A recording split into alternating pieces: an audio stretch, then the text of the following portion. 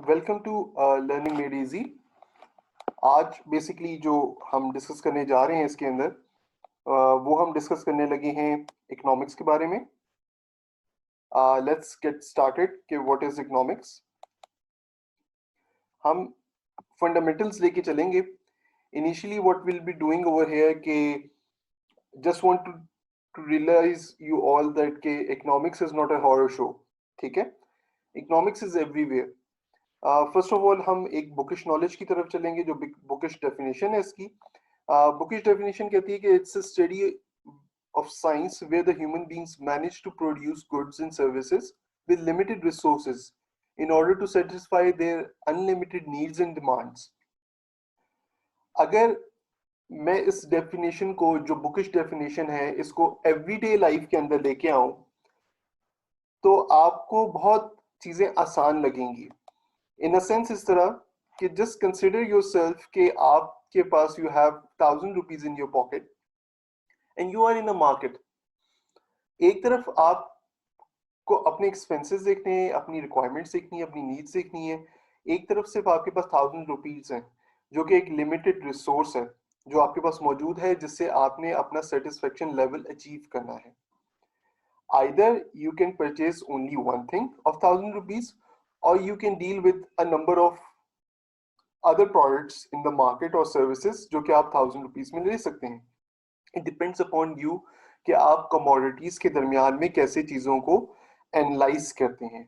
This is how in limited resources you are satisfying your unlimited needs and demands। Economics क्या कहती है? Economics it's very simple. आप जाते हैं market में, कुछ चीजें परचेज करने जाते हैं, सेल परचेज हो रही है, दैट्स इकोनॉमिक्स। आप वो चीजें खरीद के ला रहे हैं, उससे आपका सेटिस्फेक्शन लेवल एक बढ़ रहा है, आपकी रिक्वायरमेंट्स पूरी हो रही हैं, दैट्स इकोनॉमिक्स। उसमें कॉस्ट इन्वॉल्व हो रही है मार्केट में जाने में, और जो प्रोडक्ट को सेल आउट कर रहा है उसको प्रोडक्ट सेल आउट करने में कॉस्ट आ रही है, उसका एक रेवेन्यू जनरेट हो रहा है, आपके पास एक इनकम आ रही है जो आप काम कर रहे हो, दैट्स इकोनॉमिक्स।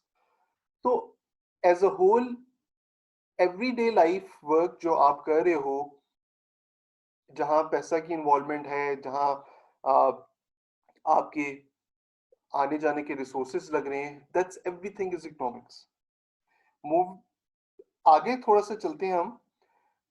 तो ये चीजें आपके सामने आ रही हैं।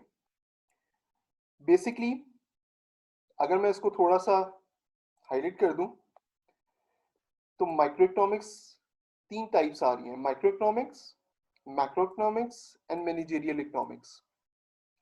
माइक्रो इकोनॉमिक्स क्या करती है कि माइक्रो इकोनॉमिक्स बेसिकली आपके एक स्मॉलर स्केल के ऊपर, एक कन्फाइंड कम्युनिटी के ऊपर आप जो एनालिसिस कर रहे हो economics, that's micro economics. Macro economics basically आपके एक लार्जर स्पैन के ऊपर देख रही होती है, यानी आप एक बड़ी पिक्चर देखना चाहो तो that's macroeconomics. Managerial economics is sort of a thing कि जहां you are doing the number crunchings, कि भाई क्या नंबर्स चल रहे हैं, क्या हो रहा है, कितना प्रॉफिट आ रहा है, कितना लॉस जा रहा है, कितनी कॉस्ट लग रही है। So this is how you manage the things. Moving to our next slide, जिसमें हम इनको मजीद बेहतर तरीके से इन तीनों चीजों को एक्सप्लेन कर सकते हैं। माइक्रो इकोनॉमिक्स, जैसा कि आपको बताया था, एक बहुत छोटे स्केल के ऊपर, माइक्रो लेवल के ऊपर काम कर रही होती है। तो माइक्रो इकोनॉमिक्स में क्या चीजें आ रही हैं हमारे पास कंज्यूमर्स आ रहे हैं, फैमिलीज आ रही हैं, इंडस्ट्री है, firms, demand, supply, price and internal issues. यानी एक बहुत ही कन्फाइंड लेवल के ऊपर आप एक फैमिली का इशू है, एक फर्म ले लें, एक सिंपल, एक बहुत सारी फर्म्स, एक टेलीकम्युनिकेशन, आपके पास एक इंडस्ट्री है पूरी, ठीक है, आपकी मुल्क की पूरी इंडस्ट्री चल रही है। पहले आपने उसमें से पिक की टेलीकॉम इंडस्ट्री। टेलीकॉम इंडस्ट्री के अंदर आपने पिक कर ली कोई भी X Y Z organization. That's where you plot the microeconomics, कहाँ चल रही है इकोनॉमिक्स। ठीक है, तो it's how you deal the things. आगे हम मूव ऑन करते हैं तो आगे चीज आ जाती है मैक्रो इकोनॉमिक्स। मैक्रो इकोनॉमिक्स में अनएम्प्लॉयमेंट है, पॉवर्टी है, revenue, cost, monetary and financial policies, trade policies, economic growth, globalization, फिर इन्वायरमेंटल इश्यूज और उसके ब्ला ब्ला ब्ला। यानी एक बहुत बड़ी सी पिक्चर आप देख रहे हो। यानी आप ऐसे देखोगे कि it's a very big canvas and you have a lot of things to do over there। So this is macro economics. अब हम आते हैं मैनेजरियल इकोनॉमिक्स की तरफ। मैनेजरियल इकोनॉमिक्स का क्या कंसर्न होता है कि what, when, how and for whom। So it's very simple. आप चीज खरीदने जाते हो, क्यों खरीदने जा रहे हो, कब खरीदने जा रहे हो, कैसे खरीदने जा रहे हो, या कैसे वो प्रोड्यूस करने लगा है जो बेचने वाला है, और वो प्रोड्यूस कर रहा है तो किसके लिए प्रोड्यूस कर रहा है, और आप किसके लिए खरीद रहे हो। सो this is how you see the things. So it's very simple. आप इसको कतन इस तरह समझें कि इकोनॉमिक्स पता नहीं क्या है। हम आपको इकोनॉमिक्स देखिए कितने सिंपल तरीके से आपको चीजों को समझ में आ रहा होगा। अब हम नेक्स्ट स्लाइड पे जाते हैं जहां यही चीजें हम आपको एक ही पेज के ऊपर आपको दिखाएंगे कि इकोनॉमिक्स पूरे एक पेज पे कैसे नजर आ रही है। अब हम जाएंगे कि हमारे पास हाउस होल्ड्स हैं, यानी जहां से लेबर जा रही है, और एक तरफ फर्म्स हैं। पहला कॉन्सेप्ट हम हमेशा ये याद रखें कि इकोनॉमिक्स जो है वो चार मेन चीजों के ऊपर मूव ऑन कर रही होती है: लैंड, लेबर, कैपिटल और आपके इंटरप्राइज। सो बेसिकली जो हाउस होल्ड्स हैं वो सेलर्स हैं। क्यों? क्योंकि वो एक लेबर भेज रहे हैं यहाँ लेबर मार्केट में। और लेबर मार्केट क्या कर रही है? लेबर मार्केट वही labour in terms of managers, in terms of labour, in terms of middle order management, in terms of higher executives, वो जा रहे हैं फर्म्स में। And firms are the buyers. Firms क्यों बायर्स हैं? कि हम अपने स्किल्स सेल कर रहे हैं एक फर्म को, और फर्म क्या कर रही है? फर्म इन रिटर्न कर रही है चीजों को प्रोड्यूस कर रही है। चीजों को प्रोड्यूस करके वो वही चीज एक मार्केट में भेज रही है आपके पास। ठीक है? जब प्रोडक्ट और सर्विसेज मार्केट में जाएगी तो वहां से चीजें आपके पास सेलिंग पॉइंट के ऊपर आएंगी, और हाउस होल्ड ही उसको बाइंग भी करेंगे। तो ये एक सर्कल चल रहा है पूरा आपके पास। So this is how the whole circle is moving on.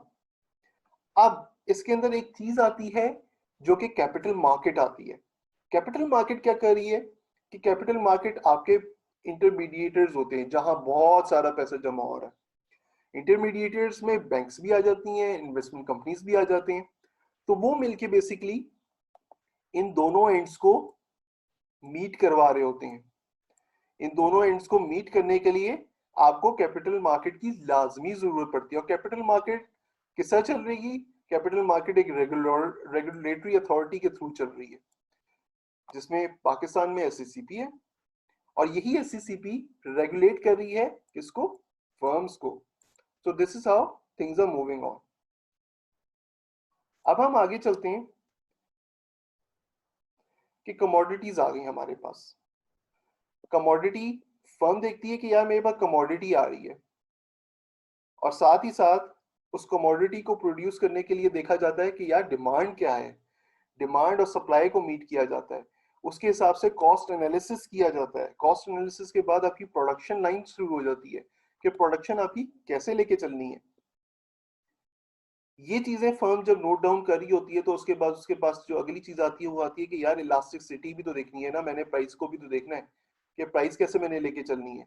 अगर मेरे पास प्राइस अच्छी नहीं होगी तो मेरी मार्केट नहीं बनेगी, और मेरी मार्केट नहीं बनेगी तो मेरा प्रॉफिट नहीं आएगा। तो मैं प्रॉफिट कैसे कमाऊंगा? ठीक है, वो अपनी एक मोनोपोली क्रिएट करना शुरू कर देगा। यहाँ यहाँ एक मोनोपोली बनेगी मार्केट की, फर्म की। और वो फर्म जो है उसको देखना पड़ेगा कि मेरे प्रॉफिट्स कहाँ जा रहे हैं। तो ये बेसिकली एंड चीज कहाँ आई? प्रॉफिट्स। और फिर उसके बाद मेन प्रॉफिट्स को बनाने के लिए चीज क्या आई? मार्केट्स। सो अच्छी मार्केट होगी तो अच्छे प्रॉफिट्स बनेंगे आपके पास। अब होता कुछ ऐसे है कि मार्केट में चीज तो आ गई, चीजें चलनी भी शुरू हो गई, पर मसला ये आया कि हाउस होल्ड्स के पास अगर यहां से उनकी चीजें मीट नहीं कर पा रहे, then they have to borrow money from the capital market. So in order to meet their needs, जो कि नीड्स कैसे चल रही हैं आपकी? जो कि नीड्स आपकी चल रही हैं इस फॉर्म में, ये जो आपकी प्रोडक्ट और सर्विसेज हैं, दीज आर योर नीड्स। अब आगे देखते हैं कि आगे क्या चीज आ रही है। जब मार्केट के अंदर एक स्लंप आएगा, फर्म्स की प्रोडक्शन लेवल लो हो जाएगा, then obviously you will be seeing the losses. ये लॉसेस आपको मिल रहे हैं यहाँ। लॉसेस होंगे तो इवेंचुअली कट डाउन होंगे, कट डाउन होंगे, that will result into unemployment. So this is how the things will be moving on.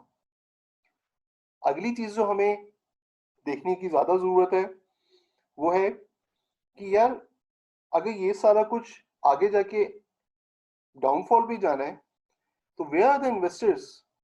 Why not the capital market is investing in the firms? So this is how the capital market is playing its part.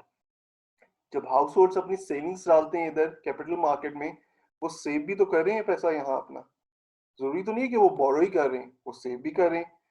और capital market क्या करती है कि सारा पैसा लाके अपने पास रखती है और फिर वहां से मुख्तलिफ इन्वेस्टमेंट्स लगाती है ताकि चीजों में इन्वेस्ट किया जाए, because the capital market has to earn itself, also has to earn the things।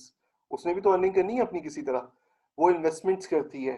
Investments के रिजल्ट में क्या आते हैं? इंटरेस्ट आते हैं आपके पास। तो जब वो इन्वेस्टमेंट करेगी तो आपका फर्म दोबारा से चीजों को प्रोड्यूस करना शुरू करेगी। As a whole foreign investor भी प्ले करना करेगा अपना पार्ट इसके अंदर। तो this is how the whole economy is working over there. And you yourself या एक सिंगल पर्सन अगर कोई भी चल रहा है जो कह रहा है कि यार मैं तो जाके सिर्फ खरीदारी कर रहा हूँ, मैं तो चीजें खरीद रहा हूँ, या जो एक बेचने वाला है वो कहता है यार मैं तो सिर्फ चीजें बेच रहा हूँ, 10 लोग आते हैं मेरे पास से चीजें खरीद लेते हैं, तो वो एक अपना काम नहीं कर रहा। He is playing its part for the whole economy, he is playing its part within the whole economy. ठीक है, यानी एक सिंगल यूनिट है लेकिन वो सिंगल यूनिट ये सारे काम कर रहा है बैठा हुआ, पर वो अपने एक छोटे लेवल पे कर रहा है। जब उसी यूनिट को हम 10 यूनिट्स बना दें या 100 यूनिट्स बना दें या 21 करोड़ यूनिट्स बना दें तो फिर वो पूरे मुल्क की इकोनॉमी बन जाएगी। सो this is what economy is and this is what economics is.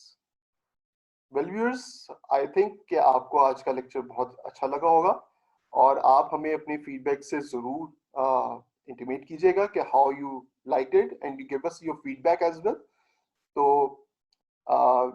we'll be seeing you in the next lecture. Thank you very much and keep watching Learning Made Easy. Thank you very much.